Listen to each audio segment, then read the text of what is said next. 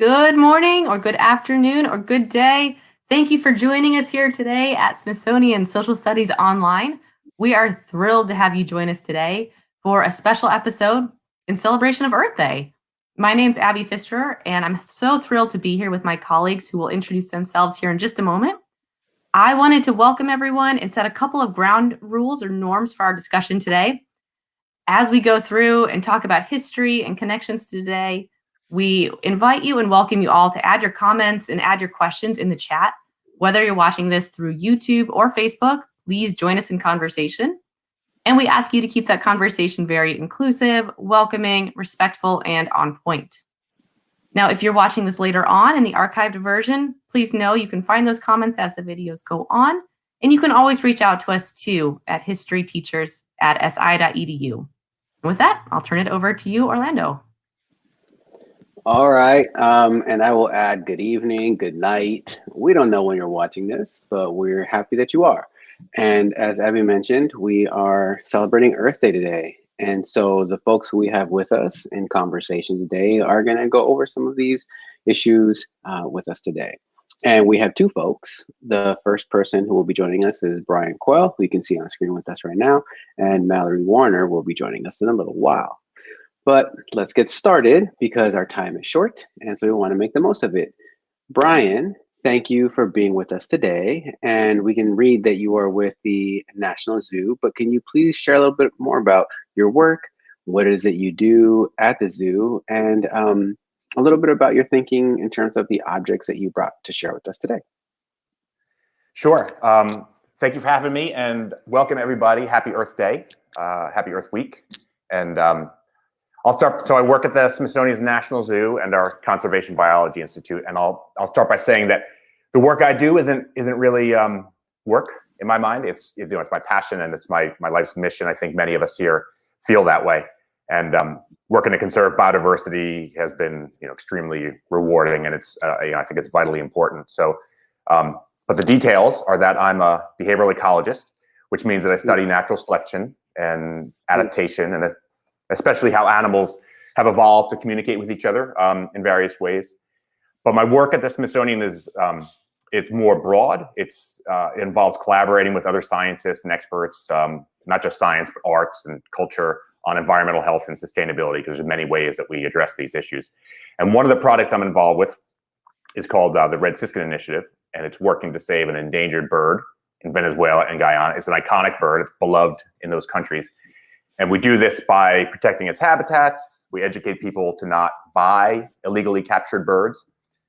We breed birds in captivity to release them into the wild. That's ultimately a plan so that we can repopulate the native distribution. And one of the most important things we do is we help the local communities to take ownership and leadership of conservation in their own country. And then because this bird is so loved, it's kind of like a headliner species to save a whole bunch of birds and other species, taxa, in that same habitat. And one of the interesting parts of what we do is work with coffee farmers who grow their coffee in a traditional way under the forest, rather than cutting down their forest. They grow it under the forest canopy. And then Smithsonian has a program called BirdFriendly Coffee, and we certify farmers who preserve their habitat and do it in an organic way, so that they can make more profit and they're able to sell their coffee at a premium, and that encourages them, incentivizes them to continue to save the forest cover of the coffee, which provides great habitat for birds. And then, and I also work with other museums that Smithsonian has partnerships with in 17 cities, and we promote youth-led community sustainability projects, which have been really exciting. And in my free time, I work on a community sustainability action and advocacy organization in my local town, and we work with local people, community members, other civic organizations to take action on sustainability in the watershed that I live in. Very cool, very cool. Well, thank you, Brian, for the work that you're doing, and it's a nice little overlap in our work. So my dissertation, my research is on food and food studies, and I work on a coffee farm. And some of the stuff that we talked about was how to repurpose the byproducts of coffee production so that they are composted and used to feed the animals on the farm, who take care of provide some of the what's it called, fertilizer for the coffee. So anyhow, we could talk about that another time. But right now, we're going to talk about Earth Day. And we're going to start off with our first artifact that you've brought to talk about. And as the caption shows, this is a book called Silent Spring by Rachel Carson. It was published in 1962. But can you share a little bit about who Rachel Carson was, what this book is about, and what the relationship between this book is to Earth Day? Yes. I love to talk about Rachel Carson because she's, one of my heroes and just, one of the most impressive people who just had, as one single person, had such tremendous impact. So Rachel Carson is known for having authored one of the seminal works on environmental threats and conservation. That's Silent Spring, which we see here on the screen.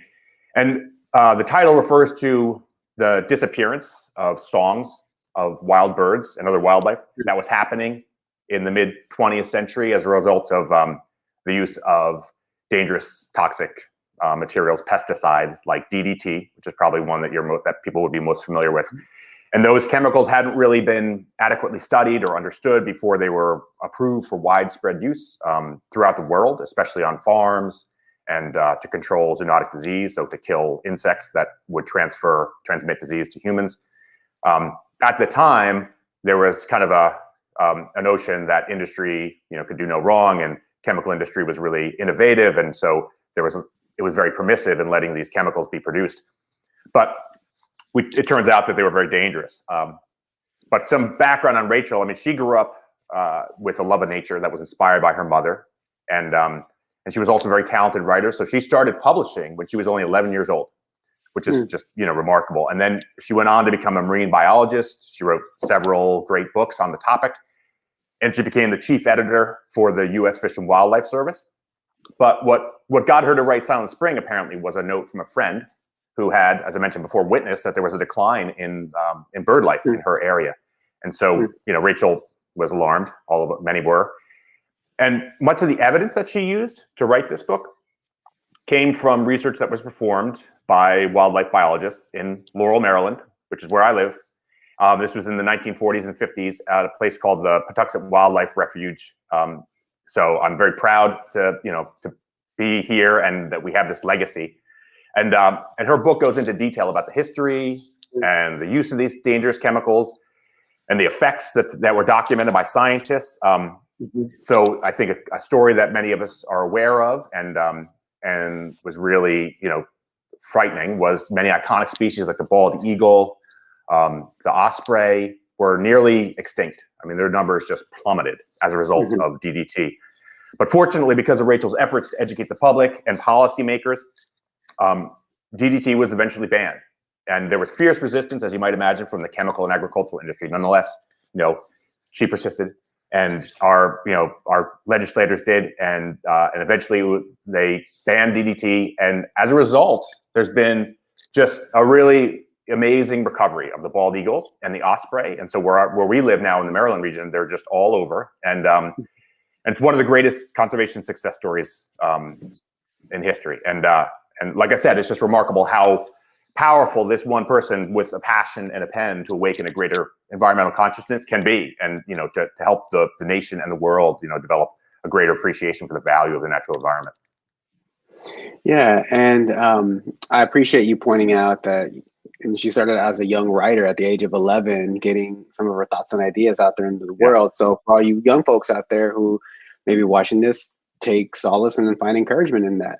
I do want to point out a couple of navigation tips for folks who later on may go into the Learning Lab and explore these resources. If you press the arrow here, you will get some more information here, some of which Brian has pointed out. And if you press these arrows down here, you can toggle between a couple of images, and you can, of course, zoom in and out using the pluses and the minus. All right, we're going to move on to our next artifact.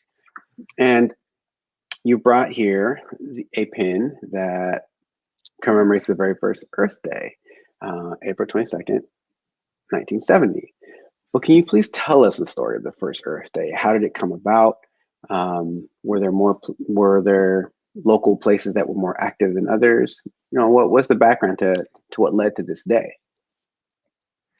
Sure. Yeah. So it's been, just a tremendous legacy. What's happened since the first Earth Day, and really, most of the credit has to go to young people. And again, we see young people are leading the modern environmental movement. But back in the 1960s, after the Silent Spring was published, it got a lot of attention from media and from government leaders, and so that really brought it to people's attention. And a lot of people were noticing just around them in their own environments that there's all kinds of environmental deterioration and pollution happening, and there seemed to be little going on to stop it, to prevent it, and they wanted to do something. And so there was a Senator Gaylord Nelson from Wisconsin, who was an environmental leader in the Senate, and he really wanted to see something happen and start a movement to actually take care of the environment. And so they connected with young activists, and one of them in particular, his name is Dennis Hayes,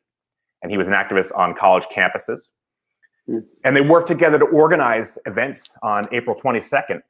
And originally they were targeting, the college population, college students, because they knew that they were very engaged in a lot of issues. There was an anti-war movement happening around the Vietnam War, and they soon realized, however, that the idea had potential for mass appeal, and so they rapidly expanded their advertising and outreach, and they got a lot of media attention, and that amplified their efforts tremendously. And so by the time that April 22nd, 1970 came around, almost 10% of the United States population was participating in rallies and demonstrations and events across the country. I mean, it was, in all over on college campuses and cities and other places. It ended up being the largest gathering of its kind. And another great positive aspect of it was that it was largely bipartisan too. So we had Democratic and Republican leaders and voters all together, recognizing how important this movement was.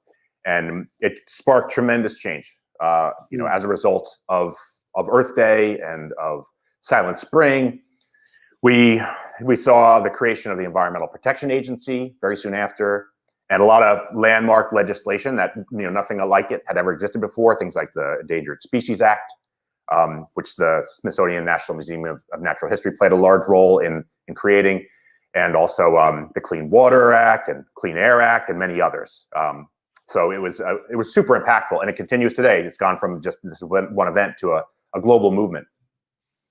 Yeah, thank you, Ryan, and I appreciate again the highlighting of the work of young people in this particular movement. And we're going to end with the story of a particular young person. And the last tile brings us the image, or an image, of Greta Thunberg. And she's part of a new group, a new cohort of young activists who are pushing towards climate justice.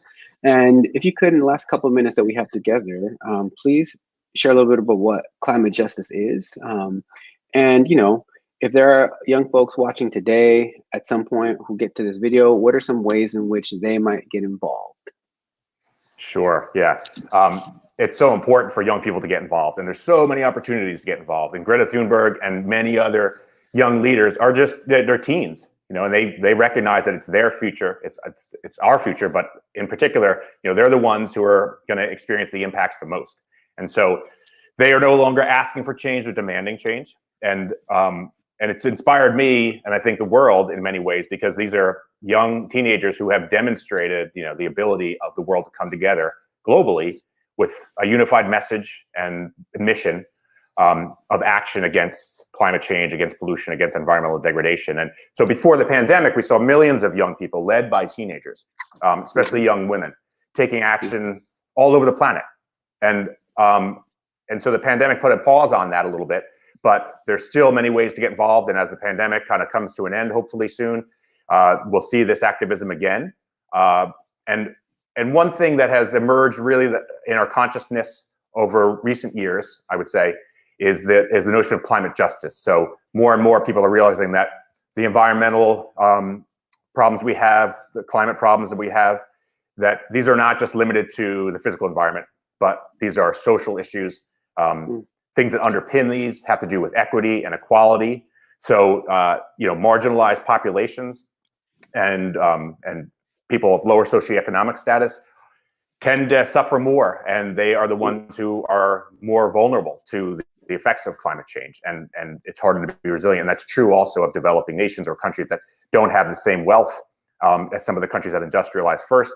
And so there's an understanding now that in order to confront this problem, we have to deal with all these issues, not just the, reducing, carbon pollution in the environment, but also looking at social issues, at cultural issues, trying to create a more fair system, a more equitable system, and providing the similar opportunities for people, of all backgrounds, ages, and socioeconomic status, so that everybody can participate together to fight this battle, because we need to. In order to combat climate change, in order to combat this urgent crisis, this is something that requires like a unified global society. And so that's going to require that we have the respect and fair treatment of one another. So, so getting to just some opportunities real quick. I think, one of the ways to get involved and just to be aware is to look for some organizations locally that have mailing lists, right? Like Sierra Club. In my area where we live, in the DC area, there's a lot of focus on the Chesapeake watershed, Chesapeake Bay watershed. And so there's a lot of organizations that have formed specifically to get community members involved in action. So identify some of those places, get on their mailing list so that when there's activities coming up, actions coming up. If you're in your school, you can join the Green Club or start a Green Club, petition your principal to let you start a Green Club, an environmental club. But push them to do more, right? I mean, recycling and all that is great, but there's a lot of bigger issues that you can tackle from your school, and you can press for stronger education and internships, climate action. I would say too, do a Google search for any sort of climate action plans that are happening locally. If your town, your city has a climate action plan, look for the phone number, look for the email of the people who are running that, call them up, get in touch and say, what can a young person do to get directly involved in this? How can young people help to implement this plan? And that's a great way.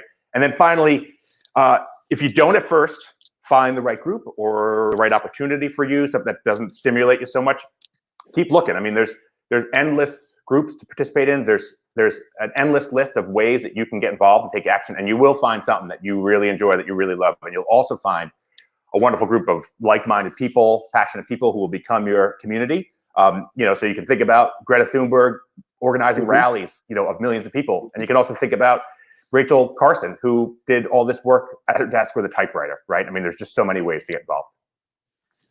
Wonderful. Well, thank you, Brian, for sharing your time, your work with us, and for both reminding us of the work that young people have done in this movement and for encouraging a next generation. So thank you very much, Brian. We will see you in just a few minutes. Thank you. Thank you. All right, folks, we are going to now transition and have a conversation with our second guest for today, who happens to be joining us right now. Mallory, can you please say a little bit about your work, where you work, what you do, and then we can get into some of the artifacts you brought with you. Good morning, everyone, and happy Earth Day. My name is Mallory Warner, and I'm a museum specialist at the National Museum of American History, where I work in the Division of Medicine and Science. So I help bring in and care for some of the objects that we have relating to the history of science and medicine. And then I do some object-based research too, so I can help out with exhibits and public programs like this. All right. Well, thank you very much for being with us today. And now, we saw this part of this symbol earlier in a conversation that we had with Brian here in particular, but can you please tell us about how now it appears on this flag? How did this flag come to be? What did it symbolize, and how was it used? Yeah, so I'm really happy to talk about this flag today. It's one of my favorite objects, actually. I think it has a really great story and a connection to Earth Day and some of the things that Brian was talking about earlier today. So first I want to talk about how big this flag is. Sadly, we can just see a picture, but it's a big flag. It's about 3 feet tall and 5 feet wide, so pretty big. You can see it has ties. So originally it would have been mounted on a wooden flagpole. And this flag was actually carried at the very first Earth Day at one of those student rallies that Brian was telling us about. So in 1970 in Springfield, Illinois, there was a high school biology teacher at Lanphier High School. And he was pretty young. His name was Mr. Bruzan, and he talked to his students and he said, hey, would you like to do something for Earth Day? And they were excited. So they got together and they brainstormed and they decided to pull together some petitions to bring to the state government. They lived in Springfield, Illinois, so they weren't far away from the Capitol, and they had a march. So this flag was part of that rally. The students walked from their high school to the state Capitol. They gave their petitions to the lieutenant governor at the time, and that was their participation in the first Earth Day. And yeah, it has that same symbol there in the corner. That was a popular symbol at the time. It's actually the merging of a lowercase letter E for environment and a lowercase letter O for organism. And that was the ecology symbol. It was a symbol that was used at the time. It still gets used today, but it was particularly popular then. One of the mysteries around this flag is we actually don't know who exactly made it, but we know it was the mother of one of the students. So if you're out there somewhere, that mother who sewed this flag, we would love to know. So get in touch with us. But yeah, this flag was very dear to the science teacher. He kept it in his classroom for more than 20 years. It hung on the wall in his science classroom. And in 1993, when the Smithsonian put out a call for objects relating to that very first Earth Day, because the 25th anniversary at that time was coming up, he wrote to us and said, I have this flag, and we were so excited to collect it. So that's the story of the flag you see. Very cool. Yeah, and if you are out there and you made this flag, please get in contact with us. We would love to be able to provide the credit line for it. All right, we're going to move on to our second artifact. Now, every month, as part of our educator newsletter, our teacher newsletter, we put out a poll in advance of one of our social studies online programs, and we always ask which object you definitely want to talk about. And this is the one that won our poll for this month. So, can you please tell us about Smokey? Where did Smokey come from? How did Smokey come to be the mascot and our sort of guide when we enter parks to say, be careful with your fires out here? Absolutely. Well, I'm not surprised Smokey was the favorite. Smokey is very well known by Americans, old and young. Smokey actually kind of came out of World War II. So during World War II, the War Advertising Council and the U.S. Forest Service got together. There were concerns about the potential public safety threats that could be posed by forest fires. Obviously, we were in the middle of a war. People were worried about another public safety threat on top of war. And then there was also the importance of conserving, these forests, which are these wonderful natural resources for the U.S. and are important, particularly during wartime when they may need to be used as raw materials. So they got together and they created this symbol, Smokey Bear. There's a little story on the Forest Service webpage that maybe they were inspired by Bambi, the movie Bambi, which features a forest fire threatening some animals. That was only 2 years before. That was 1942. Smokey is born in 1944. And yeah, he's been a symbol of the Forest Service ever since. He's been their mascot. His message has changed a little bit. So I don't have an exact date for this Smokey button, but it's probably after 1974 based on some of the marks. But around 2001, Smokey actually changed his message. He used to say, only you can prevent forest fires, but now he says wildfires. And that actually just reflects only you can prevent wildfires. That reflects sort of our changing understanding of forest management. We know that fire actually is useful in some cases to help, perpetuate forest health, but we're really concerned about those wildfires that go out of control. But yeah, Smokey was a great vehicle for children's involvement and youth involvement as well. It was really meant to get a message to children, to help them talk to their parents about fire management and protecting our forests. And yeah, I think he's been very effective. We all recognize him and I think have a soft spot for him today. Do you have any Smokey related stories that you could share? Well, I have a my favorite Smokey related story has a nice Smithsonian connection. So Smokey Bear, as we were talking about, started actually just as this character, but Smokey came to life in 1950. There was unfortunately a forest fire in New Mexico, and as part of that fire, a little 3-month-old black bear cub was injured, and he was picked up by some rangers. He was nursed back to health. I saw in some notes that they fed him baby cereal mixed with, I think, milk and honey, and then took care of his burns. And when he was sort of back in good health, they made the decision that he should be Smokey Bear, and he flew in a plane to come to Washington, D.C. His trip actually had some stops along the way. I can't remember exactly where. I think Tulsa and St. Louis, maybe Cincinnati, Baltimore. I think those are the places he stopped. So it was quite the itinerary. But when he landed in D.C., he became part of the Smithsonian's National Zoo. And he lived there for the rest of his life. He was extraordinarily popular. Kids loved to see him, and grown-ups too, I assume.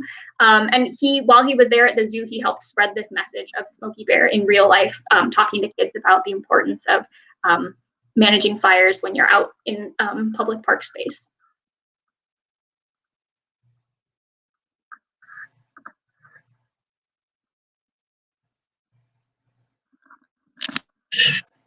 Oh.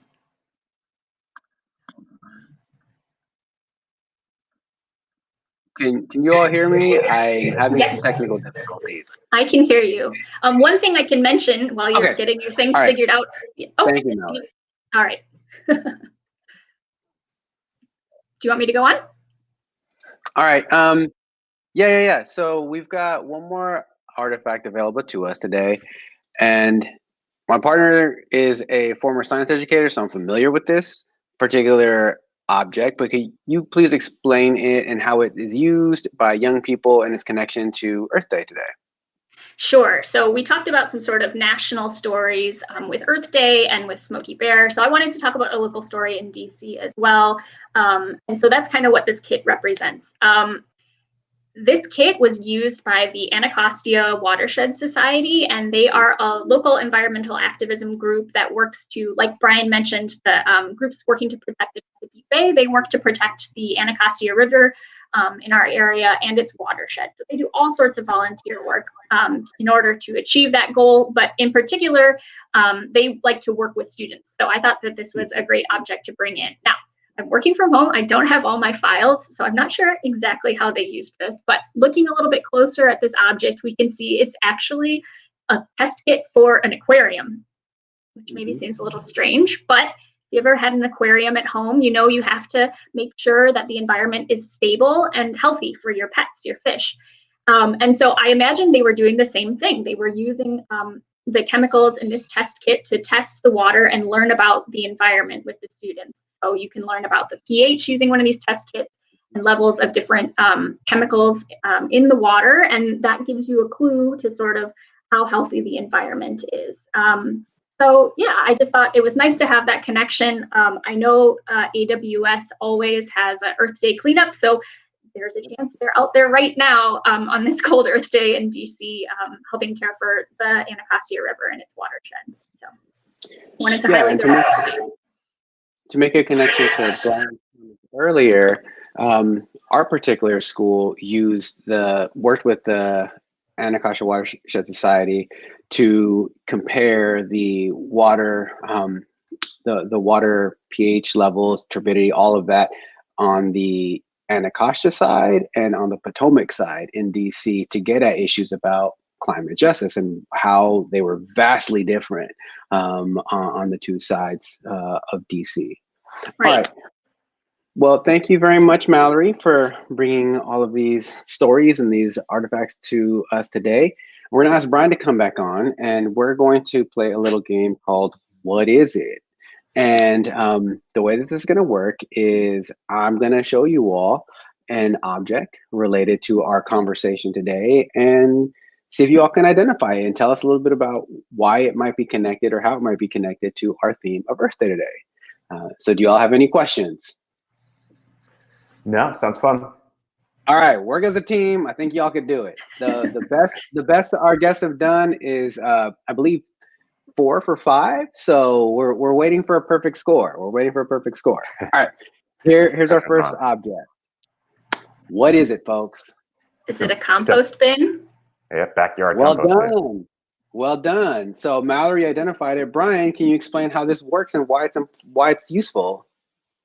Yeah, you just throw your food scraps in there, and you leave it for a short period of time. Some weeks, months, depending upon what's in there, and it turns all your food scraps into compostable, nutritious fertilizer, essentially, like organic.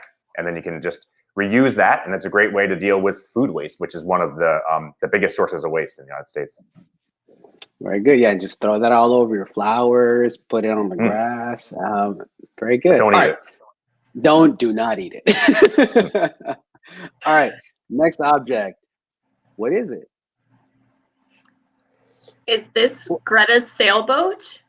Very good, Mallory. Can you tell us a story about the sailboat and Greta's journey? Brian may know better than I do, but my memory is that Greta was coming to speak at the UN recently in the last few years, and rather than use fossil fuels to fuel an airplane to come across the Atlantic, since she lives in Europe, she sailed across with a team of sailors on this beautiful sailboat. So it was a green energy way to move across the ocean.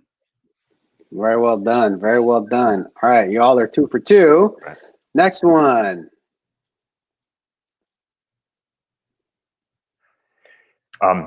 That is a sign that indicates the fire hazard risk.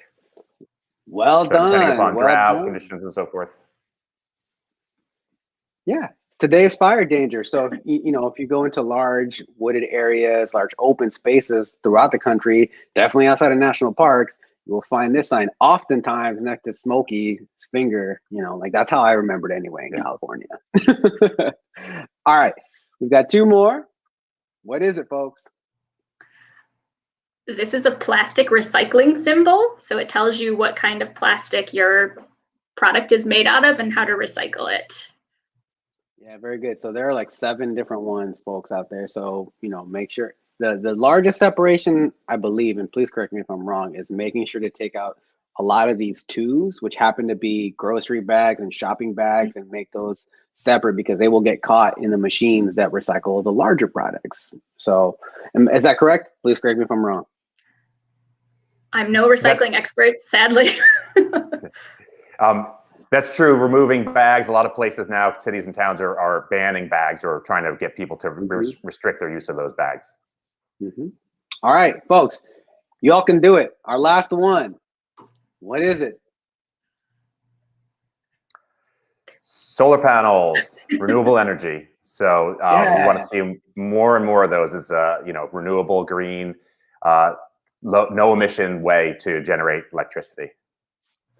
Yeah, and so like what's interesting about these, I mean, we see them on housing and whatnot, but these are more and more appearing in parking lots. So they're it's, again, this is the last time I traveled to California, which is now 2 years ago. I know it exists because I've been there, but I wouldn't know recently. But there were parking lots just all up and down the state with these little covered, areas over. They serve the function of keeping your cars not as hot out there in the sun, but then they also harvest energy. So very cool. All right, folks, you all did it. You went 5 for 5. That's the first time that's happened. So congratulations. You should be proud of yourself. And thank you, Brian, for being with us. Thank you, Mallory, for being with us. And I will turn it over to Abby to close us out.